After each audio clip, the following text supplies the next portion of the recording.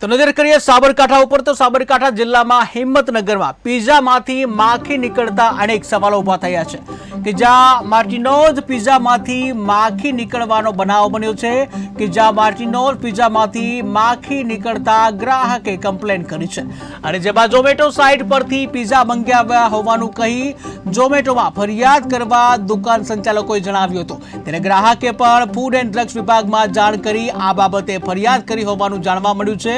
ત્યારે મહત્વનું છે કે અવારનવાર ખાવા પીવાની ચીજવસ્તુઓમાં જીવજંતુ આવવાની ઘટનાઓ છાશવારે બનતી રહે છે। ત્યારે આવી ઘટનાઓને લઈને લોકોમાં કચવાટની લાગણી પ્રસરી રહી છે અને બહારના ફૂડ પરથી લોકોનો વિશ્વાસ ઓછો થઈ રહ્યો છે।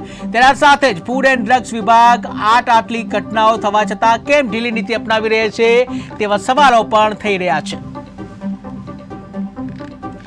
કહી શકાય ફરી એકવાર ગ્રાહકોના આરોગ્ય સાથે ખુલ્લેઆમ ચેડા થતા હોય તેવો એક બનાવ બન્યો છે જ્યાં અવારનવાર જે ખાદ્ય સામગ્રી છે તેમાંથી ક્યાંક ઈયળ નીકળવાનો બનાવ બને છે, ક્યાંક વંદો નીકળવાનો બનાવ બને છે તો ક્યાંક મૃત ગરોળી નીકળવાનો બનાવ બનતો હોય છે કે જ્યાં વધુ એક આવો બનાવ બન્યો છે હિંમતનગરમાં પીઝામાંથી માખી નીકળવાનો બનાવ બન્યો છે કે જ્યાં હિંમતનગરમાં પણ ગ્રાહકોના આરોગ્ય સાથે ખુલ્લેઆમ ચેડા થતા હોય તેવો બનાવ બન્યો છે।